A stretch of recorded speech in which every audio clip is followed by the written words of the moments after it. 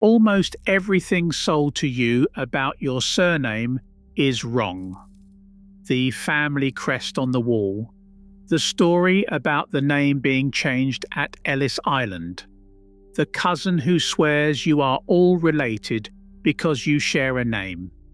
Here is what the actual records say, and why the surname industry has been quietly getting rich off 6 myths nobody bothers to check.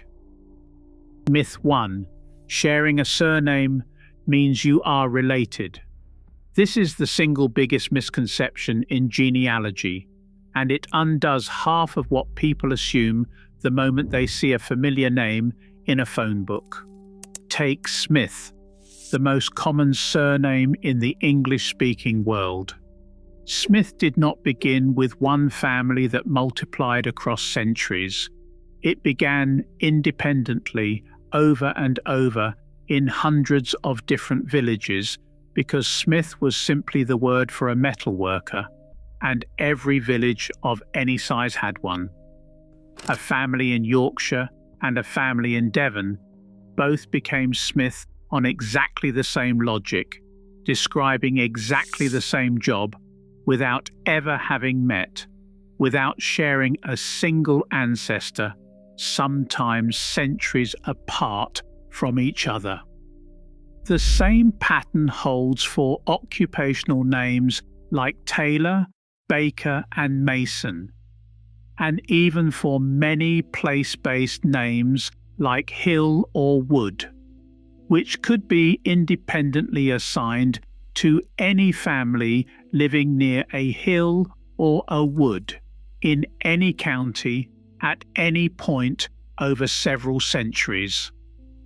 DNA testing has made this brutally clear in the last 2 decades.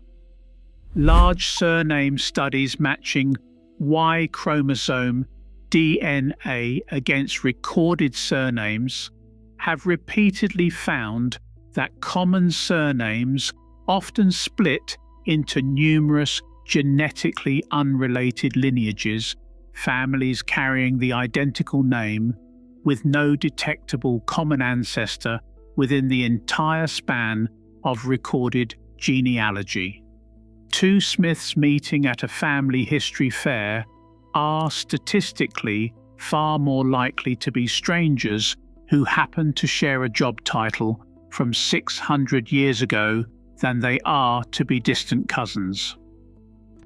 Genealogists sometimes call this convergent surnaming, and it is the single biggest reason a shared surname search on any ancestry website should be treated as a starting clue, never as proof. Myth 2. Your family has an official coat of arms. Walk into almost any tourist shop in Britain or Ireland and you will find a wall of plaques, each one showing a surname paired with a coat of arms and a tidy little history.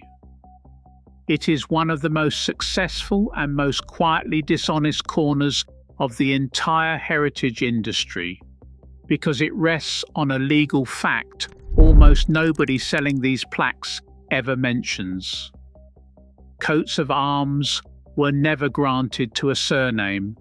They were granted under English and Scottish heraldic law to a specific individual, and from that point onward they legally belonged only to that person and their direct legitimate descendants through the proper heraldic line, not to anyone else who happened to carry the same family name.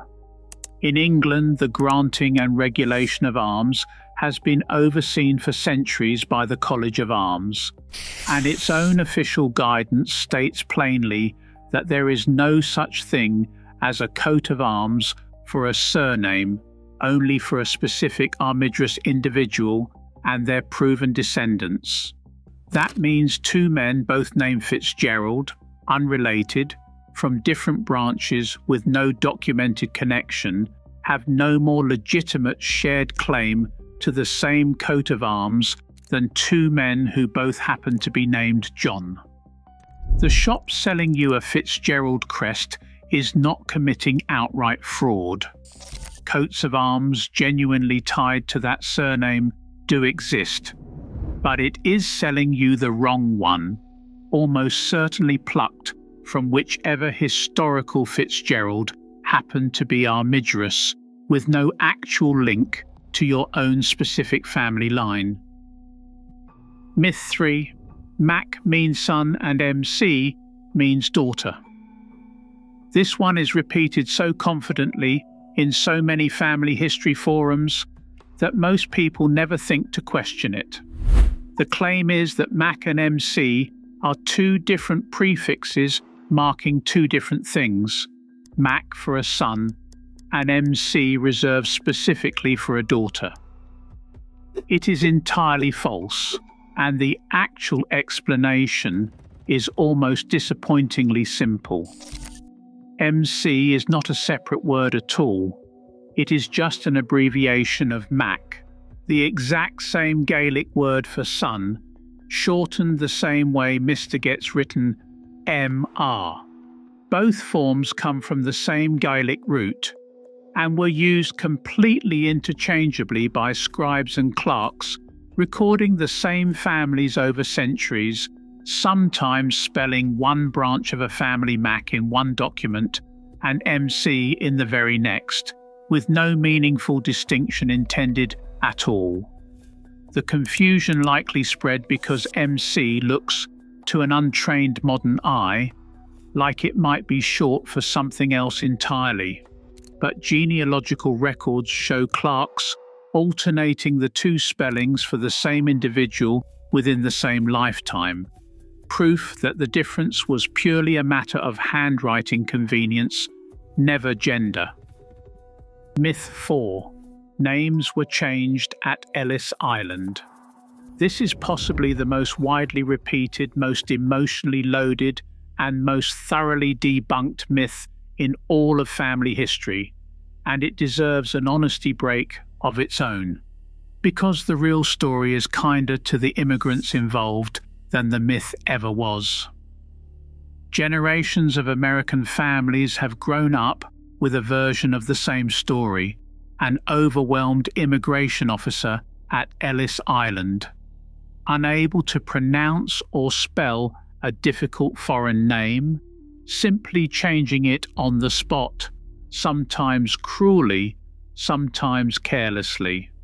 Historians and genealogists who have gone back through the actual documentary record have found essentially no evidence this ever happened in the way the story describes. Immigration officers at Ellis Island did not create passenger records from scratch when people arrived. They worked from manifests that had already been compiled at the port of departure in Europe, often written by clerks who spoke the passenger's own language, and officers were checking arriving passengers against those existing documents, not inventing new spellings on the spot. Where surnames did change, and many genuinely did, the change almost always happened afterward and was made voluntarily by the immigrant families themselves, simplifying a difficult spelling for American neighbors, anglicizing a name to reduce discrimination in hiring, or gradually adjusting a name across a generation or two as children grew up in English-speaking schools. The myth persists because it is a tidier story than the truth, a single dramatic moment at a border, rather than a slow, deliberate choice made by the family itself, sometimes across years. The real story gives immigrants agency over their own names. The myth quietly takes it away from them. Myth 5. Fitz always means illegitimate royal son. The prefix Fitz shows up constantly in British surnames: Fitzgerald, Fitzwilliam, Fitzroy and Fitzsimmons, and a persistent piece of folklore claims it specifically marks illegitimate descent from a king. It is only true in a narrow set of cases, and treating it as a universal rule, badly misreads how the prefix actually worked. Fitz comes from filius, Latin for son, filtered through the Old French fizz, and it was used constantly across the entire Norman aristocracy as an ordinary patronymic, exactly the same naming logic behind the Gaelic Mac or the Scandinavian son, marking any son of any father, regardless of legitimacy or royal connection. Fitzgerald means son of Gerald, an entirely ordinary Norman lord, no royal scandal required. It is true that the prefix was sometimes specifically attached to acknowledged illegitimate children of English kings, Fitzroy, literally son of the king, being the clearest surviving example, deliberately used to mark royal but non-inheriting bloodlines. But that specific royal usage was the exception, applied to a small number of individual cases, not the general rule behind the hundreds of ordinary Fitz surnames descending from completely unremarkable Norman fathers who simply happened to be named Gerald, William, or Simon. Myth 6. A noble-sounding surname means noble ancestry. This one runs in the opposite direction from most surname myths because it usually flatters the person holding on to it, and that is exactly why it survives so well. Finding a surname that matches a historic manor, castle, or noble estate feels like proof of aristocratic blood, and it very rarely is. Medieval surnames connected to land were not reserved for the lord who owned that land. Servants, tenant farmers, stewards and labourers living and working on an estate very commonly took the name of the manor or the lord's family itself, sometimes as a simple locational marker. This is the household of, sometimes adopted more formally, over a generation or two as a mark of association or service. A family surname like Percy or Neville does not, on its own, tell you whether an ancestor sat at the head of the manor house or mucked out its stables. Genealogists tracing these lines have found repeatedly that the overwhelming majority of people carrying a historically noble surname descend not from the noble family itself, but from the much larger population of tenants, servants and labourers who lived under that family's name for generations without ever sharing a drop of its actual bloodline.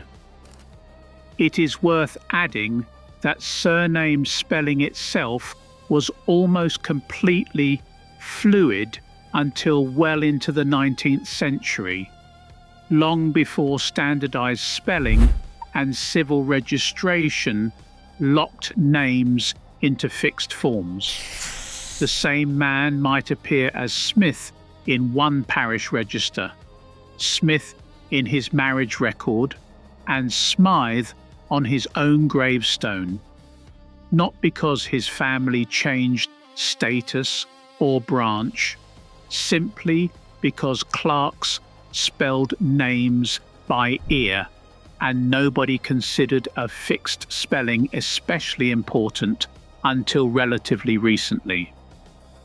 That single fact quietly undermines yet another common claim: the idea that an old-fashioned looking spelling, an extra silent E tacked onto the end of a name, marks a more ancient or more aristocratic branch of a family. It almost never does. It usually just marks which clerk happened to be holding the pen that day. None of these myths are new inventions of the internet age. Most of them have been quietly repeated for well over a century, gaining just enough plausibility to survive being handed down at family dinners, exactly the same way surnames themselves get handed down. What the actual documentary record shows, again and again, is less romantic than the myths and more honest. Most shared surnames are coincidence, not kinship. Most coats of arms belong to one specific ancestor, not an entire name. Mac and MC are the same word, not a marker of sex. Most immigrants chose their own new spelling rather than having it imposed on them. Most Fitz surnames mark an ordinary Norman father, not a royal scandal. And most noble-sounding surnames belong to the people who served the manor, not the family who owned it. Which of these did you believe before today? Tell me in the comments, and if you have heard a family surname myth that is not on this list, tell me that too.